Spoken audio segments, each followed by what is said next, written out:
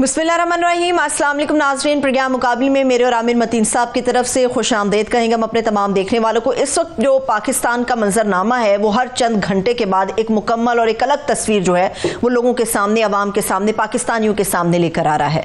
पाकिस्तान के सियासत के जितने भी मामलात थे वो सियासी लोग उसका हल कम मगर कानूनी और अदालती लिहाज से अगर बात करें तो उसकी मिसालें हमारे सामने रोजाना कई आती हैं। पाकिस्तान की सियासत और कानून तो एक जगह यकजा हो गया है, मगर जब से जनरल रिटायर्ड फैज हमीद की गिरफ्तारी हुई है चंद घंटों के अंदर बहुत सारी और भी चीजें हैं जो मंजरनामे पर आना शुरू हो गई हैं। जैसे हमारे मुल्क के वजीर दिफा साहब ख्वाजा आसिफ साहब बहुत ही इंकशाफात कर रहे हैं कि फैज हमीद ने क्या किया, दौरान ड्यूटी क्या किया, उसके बाद क्या करते रहे, किस बड़े लीडर से उन्होंने मुलाकात की, किस सिलसिले में यह मुलाकात हुई, और कई ऐसी चीजें हैं जो इस वक्त हमारे सामने आ रही हैं। इन तमाम चीजों से हट के पाकिस्तान की इकॉनमी जिसके ऊपर भरपूर तवज्जो होनी चाहिए, हमारी बदकिस्मती या अलमिया ये है कि पाकिस्तान की इकॉनमी इस वक्त मुकम्मल तौर पे नजरअंदाज हो रही है। ये तमाम एजेंडा है जो आज के प्रोग्राम मुकाबिल में हम डिस्कस करने जा रहे हैं। और आज के इस प्रोग्राम मुकाबिल में हमारा साथ देने के लिए सीनियर तज्जियाकार ज़रार खोड़ो साहब भी मौजूद हैं। बहुत शुक्रिया खोड़ो साहब, थैंक यू सो मच आपके वक्त के लिए। आमिर साहब, एक सवाल आपके लिए। दिफा साहब जो है हमारे ख्वाजा आसिफ साहब, उन्होंने तो इनकशाफात अब किए हैं, लेकिन मेरा ख्याल है इनकशाफात कहूँ या ना कहूँ, क्योंकि खबर तो आपकी थी और ये सच निकल आई। जी, वो मैंने कल प्रोग्राम में जिक्र किया था कि जनरल फैज साहब अभी फैशनेबल बन गया ना पाकिस्तान में, जो ही कोई जर्नैल जाता है तो तमाम लोग उसके खिलाफ बातें शुरू कर देते हैं। तो अभी तमाम लोगों के बयान, तमाम पार्टीज़ के तमाम लीडर के आ रहे हैं, उनके खिलाफ आ रहे हैं कि जी वो विलन, सबसे बड़े चीफ विलन वो हैं। मगर हकीकत ये है कि हमारे ISI के जो चीफ्स रहे हुए हैं उनकी बड़ी चेकर्ड हिस्ट्री रही हुई है। मगर इनसे ज़्यादा कंट्रोवर्शियल मेरा नहीं ख्याल है कोई था। और अपने ज़माने में इनकी जो तूती बोलता था और ताकत थी, दहशत की अलामत थी कि अब जो केस बना है टॉप सिटी का, ये जो हमने जब स्टोरी ब्रेक की थी उस वक्त मियां नवाज शरीफ साहब की हुकूमत थी। उस वक्त हुकूमत की तरफ से चौधरी निसार ने ज़रूर एक्सप्लेनेशन रेंजर के चीफ की, पंजाब के रेंजर DG की कॉल की थी कि बताएं जनाब ये इस्लामाबाद में और पिंडी में, ये मुझे भी नहीं पता, इंटीरियर मिनिस्टर को नहीं पता, रेंजर्स कैसे आ गई, कैसे छापा मार दिया। मगर गवर्नमेंट की तरफ से, नवाज शरीफ साहब की तरफ से उस वक्त आवाज़ नहीं आई थी। तो कल मैंने ये बताया था कि अभी तो वो उनके खिलाफ बेताशा बयानात आ रहे हैं, मगर इनके ताने बाने जनरल फैज़ के साथ रहे और आखिरी वक्त तक। एक तो ख्वाजा आसिफ साहब ने खुद इंकशाफ पहले किया कि जी वो जनरल एजाज के यहाँ उनके बाजवा साहब के ससुर के घर पे मुलाकात हुई थी। और उस वक्त 2019 में, वे बैक 2018 में गवर्नमेंट आई थी, वे बैक 2019 वो कहते हैं कि जी इन्होंने हमें ऑफर की थी कि जून में आप पंजाब की हुकूमत ले लें, दिसंबर में वफाक की हुकूमत ले सकते हैं। आखिरी वक्त में कल मैंने ये खबर दी थी कि बिल्कुल लास्ट आखिरी दिनों में बाजवा साहब की जब चांस नहीं रहा था तो जनरल फैज़ की कोशिश की गई थी और एमिसरी भिजवाया गया था लंदन में मियाँ साहब के पास। और मैं थोड़ा सा हिंट भी दे दूं कि वो मियाँ साहब के बड़े करीबी दोस्त हैं, जेलम से ताल्लुक़ है, मागला रोड पे उनका घर है, उनके थ्रू भिजवाया गया। अच्छा। तो वहाँ से कि जी हम भी, हमारे पे भी गौर करें, हम भी बड़े खिदमत गुजार होंगे। तो मियाँ साहब का था कि जी ये गारंटियाँ तो जनरल बाजवा की भी बड़ी दी गई थी, मगर कोई हालात बाद में अच्छे नहीं रहे तो आपकी अब गारंटियों का क्या फ़ायदा। टू लिटल टू लेट वाली बात करके उन्होंने बड़े प्यार से इनकार कर दिया था। मगर बहरहाल हमारे साथ मेरा ख्याल ज़रार खोड़ो साहब हैं। बहुत शुक्रिया ज़रार आपके टाइम देने का। मैं सीधा ही आ जाता हूँ कि ये जो जनरल फैज़ वाला एक वाक़या है बड़ा इम्पॉर्टेंट तो है कि रेड लाइंस क्रॉस करने का क्या नतीजा हो सकता है। मगर इसको एक नई जो उसके अंदर ट्विस्ट है कि प्रेस रिलीज के अंदर भी ये था कि रिटायरमेंट के बाद भी कुछ ऐसे वाकयात आश्कार हुए हैं जिनसे उनके ऊपर जो है चार्जशीट की जाएगी। ख्वाजा आसिफ ने कल अपने इंटरव्यू में ये 9 मई से उसको लिंक किया है कि जनाब इस बात का हो सकता है, इम्कान है, और ऑलमोस्ट हिंट कराया है कि उससे रिलेटेड भी उनकी इन्वॉल्वमेंट 9 मई से साबित करके यानी कि PTI के साथ उनकी लिंकेज की इम्कान हो सकता है। क्या कहेंगे आप? देखिए ख्वाजा आसिफ बेहतर जानते होंगे, लेकिन अच्छा, एक तो सबसे पहले मैं कहना चाहूंगा कि बकौल शहजाद रॉय शरीफ वो है जिसको अभी तक मौका नहीं मिला। जैसे अभी आप बयान कर रहे थे ना कि सबने चांस लिया है हर एक बंदे के साथ अपनी सेटिंग कराने की, ये पाकिस्तान की तारीख है। फर्क सिर्फ इतना है कि अभी जो पिछले दहाइयों में चीजें बसा पर्दा होती थी वो अब काफी खुलकर सामने होती हैं, हमारी हमें नजर आ जाती हैं चीजें। देखिए बिल्कुल मुमकिन है, और बज़ाहिर अब देखिए ISPR के जो प्रेस रिलीज आया है जिसका आप अभी जिक्र कर रहे हैं, उसमें आराम से आप कह सकते थे कि जी ये टॉप लाइन की वजह से बिल्कुल करप्शन को नहीं टॉलरेट कर सकते, इस तरह की चीजों को इंस्टीट्यूशन के अंदर। लेकिन एक्सप्लिसिट मेंशन किया गया है ना पोस्ट रिटायरमेंट हरकतें, और पोस्ट रिटायरमेंट हरकतें और क्या हो सकती हैं। तो लग तो बिल्कुल ऐसा ही रहा है कि ये अभी एक एंड नहीं है, ये एक शुरुआत है। कोई भी स्पाई चीफ हो रहा, जैसे आपने कहा, बड़ी चेकर्ड हिस्ट्री होती है, बहुत चीजें होती हैं जो हमारे सामने होती हैं, और उसके पीछे जो 90% चीजें हो रही होती हैं उनके बारे में हमें इल्म भी नहीं होता है। अगर इल्म होता है तो हम बयान नहीं कर सकते। लेकिन ये जो फैज साहब थे हैं, इनको एक बहुत बड़ा शौक चढ़ गया था फ्रंट पे आने का ना, कैमरों पे आने का, don't worry everything will be okay. और मेरा ख्याल है कि ये महंगा पड़ा है इन्हें। एक और चीज जो यहाँ पर वाजे है मेरा ख्याल है कि एक ये मैसेज दिया गया है कि जी अगर हम अपने बंदे पर इस तरह हाथ डाल सकते हैं, एक ऐसा शख्स who was the former DG ISI, मतलब कोई छोटे ओहदे की बात नहीं हो रही यहाँ पे यार, तो आप कौन है। तो मेरा ख्याल है message is loud and clear Aamir साहब। मैं ज़रा एक पॉलिटिकल सिचुएशन ओवरऑल एक लार्जर पिक्चर आपसे डिस्कस करना चाह रहा हूँ कि दो ट्रेंड्स नज़र आ रहे हैं। एक तो गवर्नमेंट की एक उसे ह्यूब्रिस कह लें, कॉन्फिडेंस कह लें, ओवर कॉन्फिडेंस कह लें कि वो पीछे हटने को तैयार नहीं है, चाहे उसके लिए उनको सुप्रीम कोर्ट से लड़ना पड़े। वो बरमला ओपनली ये कह भी रहे हैं कि हम अमल दरामद वो जो 985 का फैसला उस पर नहीं करेंगे, और साथ में कानून साजी भी कर रहे हैं, और वो पूरे टकराव के लिए तैयार हैं।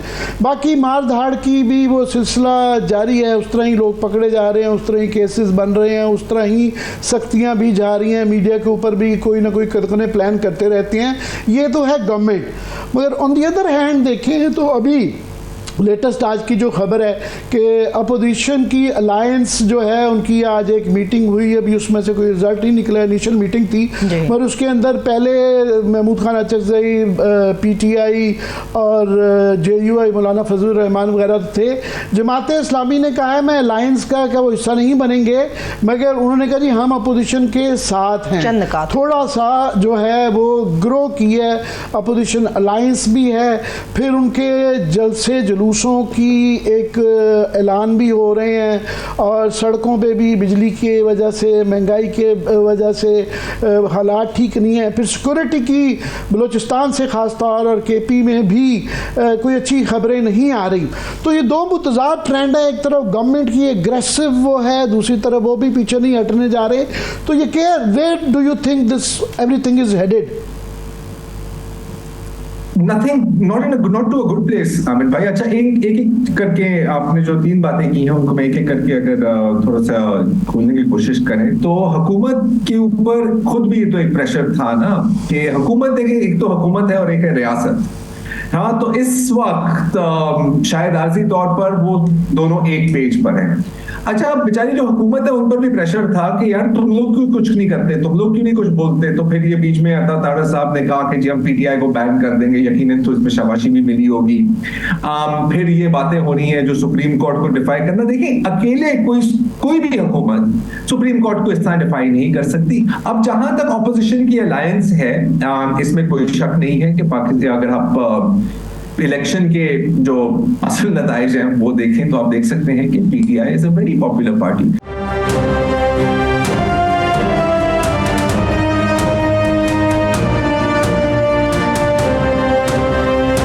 आमिर साहब, अगर आपकी इजाज़त, चूंकि सियासत के ऊपर बात करें, हमारी सियासत तो वैसे भी कानून से जुड़ी हुई है। इस वक्त कानूनी और अदालती मामलात पे बात करने के लिए सीनियर कोर्ट रिपोर्टर हसनात मलिक ने भी हमें ज्वाइन किया। बहुत शुक्रिया हसनात, थैंक्स सो मच आपके वक्त के लिए। जी अच्छा किया आपने ये कह दिया। हसनात, 4 सीटों का 3 MNA की और फिर एक MPA की सीट जो है ये भी क्लियरली, तो अब वो सस्पेंस नहीं रह गया जैसे पहले बेंच देख के बता दिया जाता था कि फैसला क्या आएगा। अभी भी ऐसी सूरत हाल नहीं हो गई। जी आमिर साहब, क्योंकि ये जो फैसला है कल वाला कि इलेक्शन कमीशन को रिकाउंटिंग का इख्तियार दे देना, हालांकि आइन का आर्टिकल 225 बड़ा क्लियर है कि जो इलेक्शन डिस्प्यूट हैं वो इलेक्शन ट्रिब्यूनल में जाएंगे। और हम देखते हैं माजी में इफ्तिखार मोहम्मद चौधरी और साकिब निसार ने को वारंटों में सुप्रीम कोर्ट में डायरेक्टली जो MNAs को घर भेजा। इस दफ़ा PTI के तीनों ये MNAs जो थे ये रिटर्न कैंडिडेट थे, इन्होंने हलफ ले लिया था। इलेक्शन कमीशन में ये दरख्वास्त देते हैं कि जी रिकाउंटिंग जो है वो RO ने नहीं की। RO साहब से पूछा जाता है तो वो कहते हैं जी बाहर क्राउड बहुत ज़्यादा था PTI का। हालांकि फैक्चुअली देखा जाए तो पंजाब में तो PTI रैली भी नहीं निकाल सकी, तो जी क्राउड बहुत ज़्यादा था, तो उस डर से मैं जो है वो PTI वालों को मैंने विनिंग कैंडिडेट डिक्लेयर कर दिया। तो इलेक्शन कमीशन ने कहा जी आप दोबारा रिकाउंट करें। अब रिकाउंट जो किया जाता है उसमें डबल स्टैम्प होती हैं।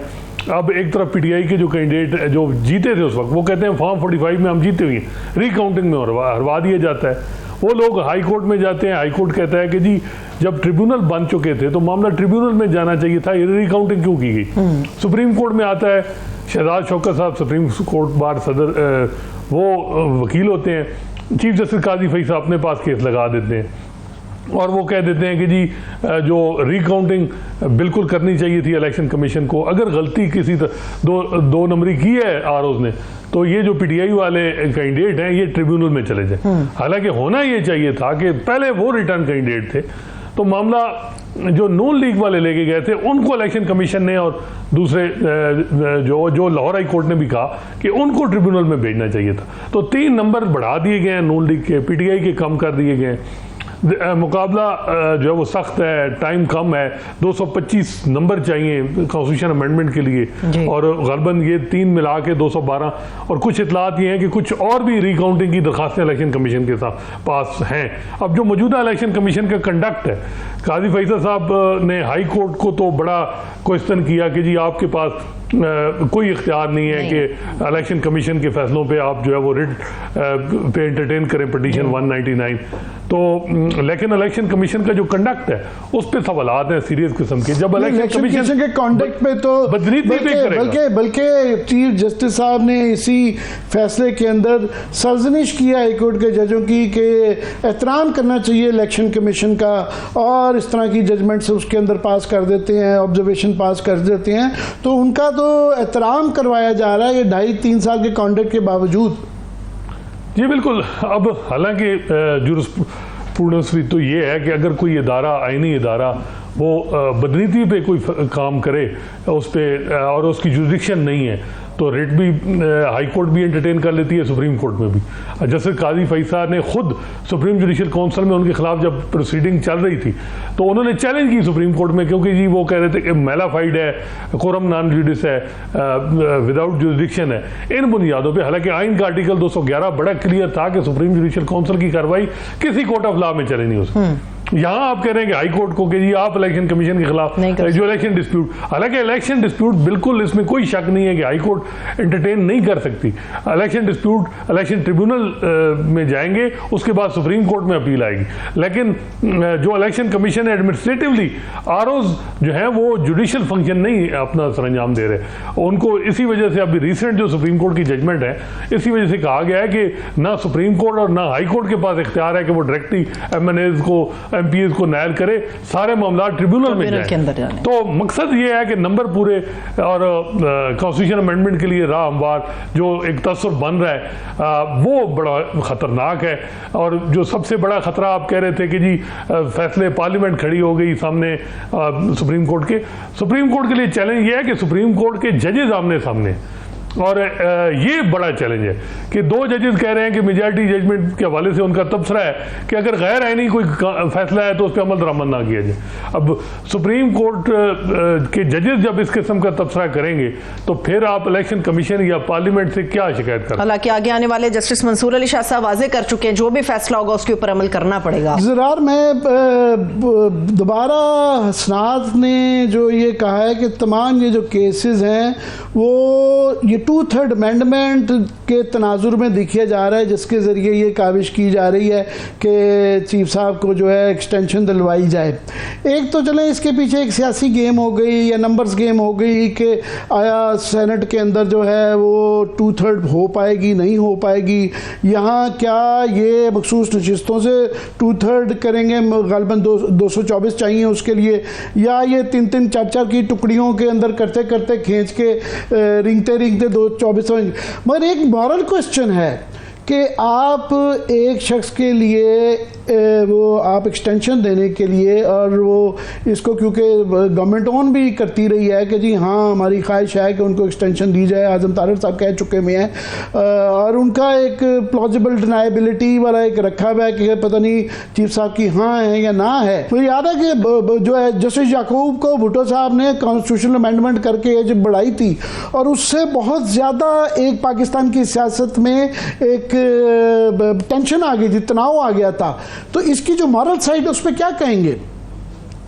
देखिए, मेरा ख्याल है कि मॉरल सवालात तो बहुत पीछे रह गए हैं ना यार, और आज नहीं काफी टाइम से अभी आप देख रहे हैं किस तरह इलेक्शन को डिले किया गया, पहले फिर जिस तरह इलेक्शन कंडक्ट की गई, अब ये मोरालिटी से हम बहुत आगे निकल गए हैं। ये एक सरासर सिर्फ और सिर्फ एक इक़्तिदार की खेल है, एक ताकत की खेल है, और इसमें मतलब questions of justice, questions of fairness, questions of morality अब बहुत पीछे रह गए, और ये सब जानते भी हैं। और अब तो मेरा ख्याल है कि रूल्स ऑफ द गेम पर बात करना ही एक शायद हमारी बेवकूफ़ी है। एक चीज मैं कहना चाहूंगा कंक्लूजन में कि हमें एक चीज का शुक्र अदा करना चाहिए, हम जो तमाम सहाफ़ी हज़रात हैं, तमाम एंकर पर्सन हैं, कि हम पाकिस्तान जैसे मुल्क में हैं जहां पर कभी कंटेंट की कमी नहीं हो सकती और कभी आप बोर नहीं हो सकते। अब आप सोचें एक सेकंड के लिए कि अगर हम कनाडा में सहाफत कर रहे होते तो हम कितने तंग आ गए होते कि यार यहाँ पर तो कुछ होता ही नहीं है। यहाँ पर हर 2 घंटे के बाद हमें कोई नई खबर मिल जाती है। तो मेरा ख्याल है कि अगर सारी नेगेटिविटी में से कोई हम पॉजिटिव चीज निकालें तो वो ये होगी। जी, मैं बस इस पे एक जुमला कहना चाहूँगा कि एवन बेनेट जोन्स ने एक दफ़ा एक आर्टिकल लिखा था कि पाकिस्तान के बाद उनकी हिनोई में वियतनाम में ट्रांसफ़र हो गई थी, और वो पाकिस्तान को बड़ा याद करते थे कि यार वहाँ स्टोरी नहीं मिलती है, यहाँ पे मुझे डिसाइड करना मुश्किल होता था कि 10 स्टोरियों में से किससे करनी है, और जिससे बात करो सड़क पे ही had a story to tell. तो ये बिल्कुल ठीक है।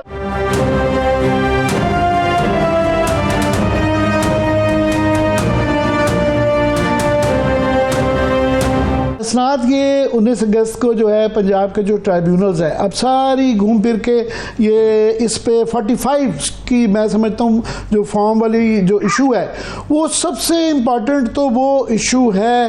ये दरमियान में एक कप्स हेयर एंड देयर आ जाते हैं, उसके ऊपर क्या कुछ एट स्टेक है उस केस के अंदर। अब 19 अगस्त को फैज़ साहब ने उसकी जो है वो समाअत लगा दी है।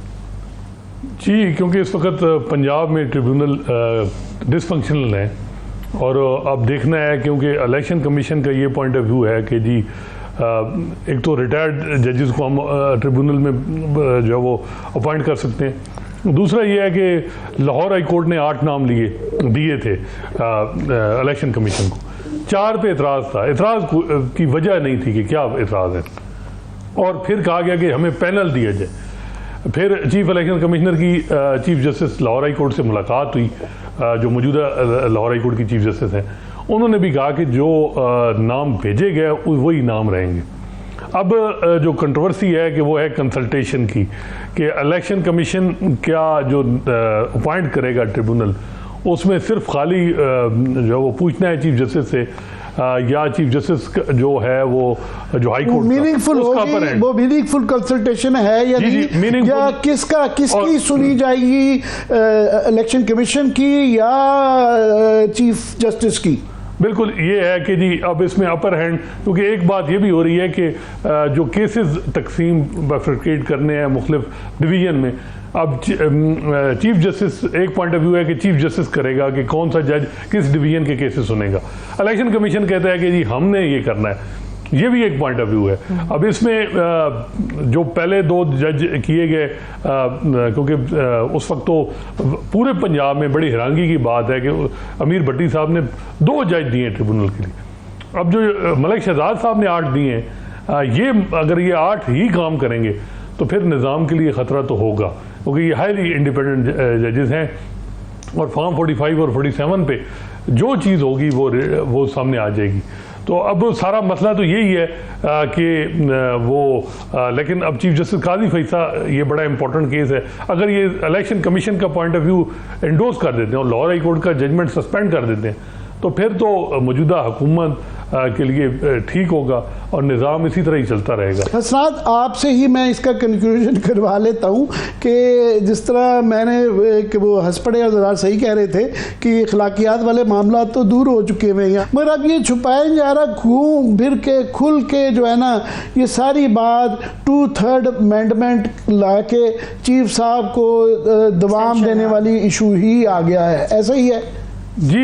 लेकिन एक बात हमें ज़हन में रखनी चाहिए कि चीफ जस्टिस काजी फैसल से जब भी पूछा गया, बल्कि उन्होंने कन्वे किया कि जी मैंने एक्सटेंशन नहीं लेनी। हाँ, ये है कि अब हर जज को अगर 3-3 साल मिलते हैं तो अल्टीमेट बेनिफिशियरी तो वो होंगे, क्या वो उस पर भी इनकार करेंगे और 25 अक्टूबर रिटायर होंगे? लेकिन जो इकदाम किए जा रहे हैं, चाहे रिव्यू जल्दी लगाना, उनकी ये जो आ रही हैं वो आप जैसे हमारे कुलीग्स उनके जरिए इनडायरेक्टली आ रहा है, बड़ा आसान काम है। एक किसी जगह भी वो ऑफिशियली अनाउंसमेंट कर सकते हैं कि मैं एक्सटेंशन नहीं ले रहा, या जस्टिस मंसूर अली शाह का नोटिफिकेशन हो जाए तो ये बहस खत्म हो सकती है। ये कोई कॉम्प्लिकेटेड काम नहीं है, मगर ऐसा हो नहीं रहा। जी बिल्कुल यही हो रहा है। और जिस तरह उन्होंने कहा कि रिव्यू जल्दी लगे, नून लीग ने 4 दिन बाद दरख्वास्त दी 12 जुलाई के फैसले पे, 18 तारीख कमेटी के सामने आ जाती है।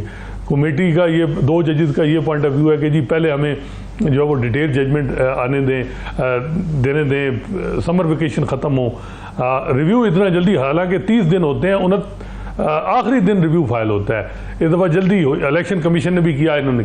तो ये कंट्रोवर्सी जैसे आपने कहा कि नोटिफिकेशन होगा उससे हल होगी, या चीफ जस्टिस काजी फैसल साहब खुद कोई ऐसा पब्लिकली कह देते हैं कि जी मैं कोई इंटरेस्टेड नहीं हूँ, या रिव्यू डिसाइड होता है फाइनल। बज़ाहिर ये लग रहा है कि इस वक्त सुप्रीम कोर्ट के अंदर भी अनसर्टेनिटी है और हुकूमत जो है अब क्या, ये भी लग रहा है कि डबल माइंडेड है हुकूमत के में एक तबका, वो भी ये भी देख रहा है कि हम इतना ज़्यादा आगे ना जाएं, और अगर ये जजेस 8 और इनका जजमेंट प्रिवेल कर जाता है तो फिर हमारे लिए ज़रा अच्छा नहीं रहेगा। तो ये है कि हम अगले चीफ जस्टिस से बात करें, लेकिन बज़ाहिर ये भी लग रहा है कि अगले जो चीफ जस्टिस हैं मंसूर अली शाह, वो कोई कमिटमेंट भी के लिए भी नहीं है राज़ी कि कोई ऐसा कमिटमेंट दे दे, उनका नोटिफिकेशन फौरी हो जाए।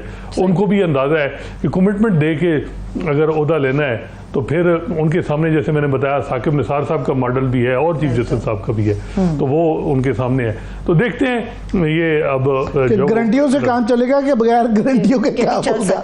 बहुत बहुत शुक्रिया, थैंक यू सो मच, बहुत शुक्रिया। हसनात मलिक हमारे साथ मौजूद थे, ज़रार खोड़ू साहब मौजूद थे, उनके वक्त का भी बेहद शुक्रिया। इस वक्त हमारे साथ माहिर मैशियत हारून शरीफ साहब मौजूद हैं। सर बेहद शुक्रिया आपके वक्त के लिए। जी आमिर साहब। जी हारून, बहुत शुक्रिया आपके टाइम देने का। मैं क्विकली आ जाता हूँ। एक तरफ तो आप दाएं बाएं अपने इर्द गिर्द देखेंगे मुल्क की जो सिक्योरिटी सूरत हाल है या पोलिटिकल इंस्टेबिलिटी है तो बड़े मुश्किल हालात नज़र आते हैं, मगर गवर्नमेंट का एक कॉन्फिडेंस देखें तो वो इतने उससे कि एज इफ कोई हंकी डोरी सब कुछ ही अच्छा जा रहा है। और उसी सांस में फिर हमें ये भी बता दिया जाता है कि आज फॉर एग्जांपल राशिद लंगड़ियाल साहब, मेरा ख्याल है बड़े अरसे बाद कोई अच्छे पावर के अंदर धांसू आदमी आया था जो खुल के बात करता था, पता नहीं उनको वहाँ से जान छुड़ाने के लिए FBI में भेजा है, वहाँ भी उन्होंने सच बोलना शुरू कर दिया है कि जनाब आपने 40 अरब रुपए का जो टारगेट रखा हुआ है, ये पिछले साल 4 अरब इकट्ठे हुए थे बिजनेसमैन से निकलवाने के, ये बहुत एम्बिशियस टारगेट है ये, और बाकी टारगेट भी इतने आसान नहीं है। क्या कहेंगे? जी, पहली बात तो ये है कि किसी भी इदारे में जो आदमी को आप लगाते हैं सोच समझ के लगाएं, उनको सपोर्ट करें और उनको वक्त दें। ये जो हम साथ ही डिमांड शुरू कर देते हैं कि आप ओवरनाइट रिजल्ट्स दें, उससे आपने देखा कि पिछला चेयरमैन इवेंचुअली उसने लीव प्रायर टू रिटायरमेंट ले ली। ये जो टारगेट्स हमने सेट किए हुए आमिर साहब, इसकी कोई इकोनॉमिक फिजिबिलिटी नहीं होती। देखिए ना, टारगेट के आप कैसे सेट करते हैं? आप करते हैं कि अगर वेल्थ क्रिएट होगी तो टैक्स बढ़ेगा। अगर हम अपने टैक्स नेट की बेसलाइन एक जगह है, उसको एक्स से वाई पे लेकर जाएंगे, फिर आपका टैक्स का रेवेन्यू बढ़ेगा। तो ये जो टारगेट्स हमने सेट किए होते हैं एक हिस्टोरिकल ट्रेंड पे, जी पिछले साल इतना आया था, इन्फ्लेशन ऐड की और आगे कर लिया, फिर उसमें बहुत जल्दी एडजस्टमेंट्स आनी शुरू हो जाती हैं। जैसे मैं आपको बताऊं, जितने मेगा प्रोजेक्ट्स होते हैं उसकी कोई इकोनॉमिक फिजिबिलिटी नहीं होती कि ये जो टैक्स पेयर का पैसा लग रहा है इसका रिटर्न क्या आएगा इकोनॉमिक टर्म्स में। तो इसलिए हमारे टारगेट्स रिवाइज होते रहते हैं और उसके ऊपर लोग फिर बिलीव नहीं करते। यहां ये आईएमएफ पे फंस गए हुए हैं, तो जब आईएमएफ पुश करता है टारगेट्स नहीं मीट करते, फिर हम मजीद रिप्रेसिव टैक्सेशन की तरफ जाते हैं just to get the numbers right. घूम फिर के दोबारा मैं इसलिए बिजली के उस पर आ जाता हूँ, एनर्जी के ऊपर, कि पाकिस्तान का अगर क्विकली नज़र आता है कि अगर ये मसला हल हो जाए और ये कोई 1/3 या कोई जो है आधी कीमत पे बिजली आ जाए तो प्रोडक्टिविटी भी बढ़ जाएगी, इकोनॉमी के लिए भी अच्छा है, आम आदमी के लिए तो अच्छा है ही। मगर वहाँ पे गवर्नमेंट एक अजीब डिनाइल में, आज प्राइम मिनिस्टर को मैं सुन रहा था, वो दो चीज़ें, एक तो उन्होंने जो तमाम दुनिया कह रही है कि इसका ऑडिट करवा लें, पता तो कर लें, तफ्तीश करवा लें, तो उसके बाद फैसला करेंगे, उसका कोई गवर्नमेंट जिक्र नहीं करती, उस तरफ जा भी नहीं रही। दूसरा, वो आज फिर क्रेडिट ले रहे थे कि देखिए हमने कितने आला प्लांट लगाए थे मियां नवाज शरीफ साहब की निगरानी के अंदर और कमाल कर दिया, आधे पैसे के अंदर जो है ना हमने ये प्लांट लगा दिए, बड़ी एफिशिएंसी है। सारी दुनिया रो रही है कि इन जो प्लांट्स की वजह से ही हम फंसे हुए हैं और पूरा मुल्क एक डेट क्राइसिस में भी है और एनर्जी क्राइसिस में भी है। तो क्या कहेंगे इस एटीट्यूड का? देखिए, हमें वाइडर पिक्चर अगर लें तो पाकिस्तान इस वक्त एक कंपेटिटिवनेस के क्राइसिस में है। हम दुनिया से compete इसलिए नहीं कर पाते कि हमारी कॉस्ट ऑफ डूइंग बिजनेस ऊपर है, और कॉस्ट ऑफ डूइंग बिजनेस के ऊपर जाने का एक गहरा ताल्लुक पावर सेक्टर से है। ये एक बहुत बड़ी फॉल्ट लाइन है। अब इस फॉल्ट लाइन को आप डिनाइल में रहें या आप इसके ऊपर विंडो ड्रेसिंग करें, ये पूरी दुनिया को नजर आ रहा है कि आपकी बिजली बनाने की कॉस्ट दुगनी से ज्यादा है अपने कंपेटिटर से। ठीक है ना जी? तो देखिए, एविडेंस पे जाना चाहिए, बातों पे नहीं जाना चाहिए। अब सवाल ये है कि आप इसकी कॉस्ट को नीचे लाएंगे या आप इंडस्ट्री का स्ट्रक्चर बदलेंगे जो कि ज्यादा पावर पे डिपेंडेंट ना हो। लोगों ने दोनों तरह की स्ट्रेटजीज की हैं, लेकिन इवेंचुअली तो आपको ये जो 3-4 फैक्टर्स हैं, ट्रांसमिशन का, कलेक्शन का, जनरेशन का, इनको एट पार लाने के लिए एक मैसिव ट्रांजिशन की जरूरत है। अब उस ट्रांजिशन के अंदर हमने एक गालिबन एक SAPM को दोबारा ले आए हैं कि आप इसके अंदर आएंगे। देखिए, मैं बार बार कहता हूं कि एक आदमी को लगाएं, उसको डेलीगेट करें और उन पर एतबार करें। जब आप 2-3 लोगों से पैरेलल सेकंड गेसिंग करा रहे होते हैं तो फिर मार्केट्स आपके ऊपर कॉन्फिडेंस जो है ना उनका गिरना शुरू हो जाता है।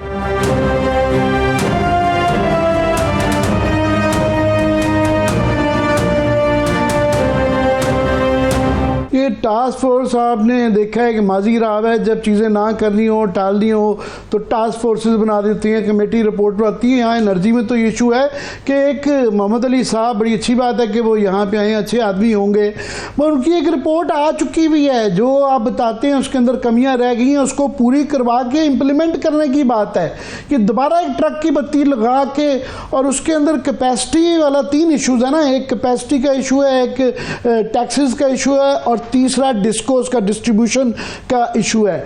वो डिस्ट्रीब्यूशन की बात कर रहे हैं आज प्राइम मिनिस्टर, उसकी तरफ ज़्यादा फोकस था, टैक्सेस को कम करने का या कैपेसिटी चार्जेस वाले की तरफ नहीं आ रहे। और वो आपको, हमें पता है कि जो डिस्कोस का भी है प्राइवेटाइजेशन, वो भी लॉन्ग टर्म है, 1 साल लग जाना है उसके लिए कम अज़ कम।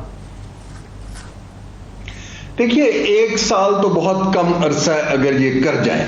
हमारी जो हिस्ट्री है प्राइवेटाइजेशन करने की वो तो इसको बिल्कुल सपोर्ट नहीं करती। देखिए ना, अभी भी बल्कि आज मुझे बताया गया कि फिर से लिस्ट से आपने स्टील मिल को दोबारा निकाल दिया। तो ये जो हम गेम्स खेलते हैं अपनी कंस्टिट्यूएंसीज को प्रोटेक्ट करने के लिए, इसलिए मैं अर्ज कर रहा हूं, अगर लोगों ने किताब पढ़ी भी है, आपने भी देखी होगी व्हाई नेशंस फेल। नेशंस उस किताब के अंदर उन्होंने तकरीबन 66,000 एग्जाम्पल्स को स्टडी किया है। वो फेल इसलिए होती हैं कि पॉलिटिकल जो हमारी इलीट है वो फैसला पॉलिसी का करके इदारों को और लोगों को डेलीगेट नहीं करती। जो इंस्टीट्यूशंस होते हैं उनके अंदर कैपेबिलिटी भी होनी चाहिए और वो न्यूट्रल होने चाहिए।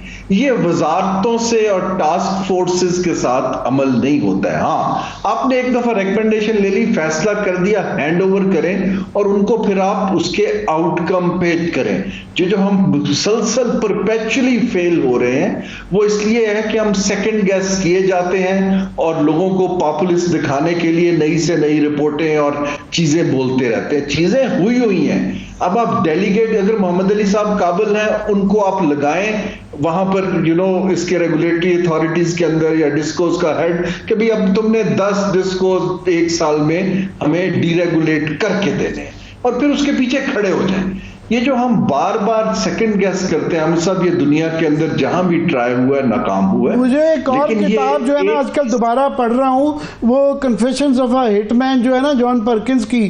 तो ये एग्जैक्टली जो ये मोहम्मद अली की रिपोर्ट और ये FPCCI की मैं जो देख रहा था पिटीशन, वो एग्जैक्टली 1990 वो साल था जिसमें इंडिया ने, चाइना ने रिफॉर्म्स ड्रास्टिक करके अपना कोर्स करेक्शन कर लिया।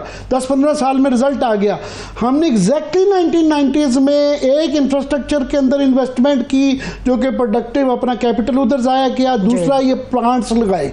तो एग्जैक्टली हमारे और उनका ये एक फर्क नहीं रहा, ये मैक्रो हो जाती है, मगर मेरा ये too much of a coincidence. जी देखिए, ये जो हमारा इस वक्त जो है ना हमारा पॉलिसी रिस्पांस कभी नहीं रहता। देखिए, अगर प्रॉब्लम हमारी पावर सेक्टर की थी, हमने उसमें जनरेशन के प्रोजेक्ट्स लगा के रिस्पांस दिया।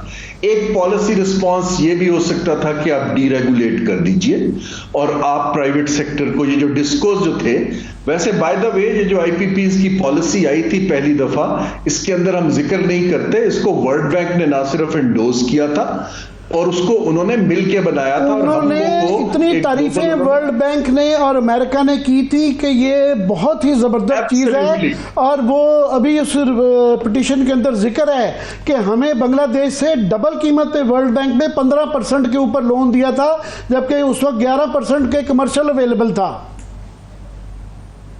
जी, आप प्रोफेसर सैक्स का आर्टिकल को गूगल कर लें जो कहता है how world bank robbed Pakistan. देखिए, हमें अपने आप की खुद पॉलिसियां बनानी है, आगे चलना है, लेकिन आगे देखना चाहिए कि जो कर ली गलतियां उसको मान ले, चले पब्लिकली अनाउंस ना करें, लेकिन अब उसके ऊपर एक गेम प्लान टेबल पे रखें। देखिए ना, ये हमारे वजीर आजम बार बार कहते आ रहे हैं एक चार्टर ऑफ इकोनॉमी।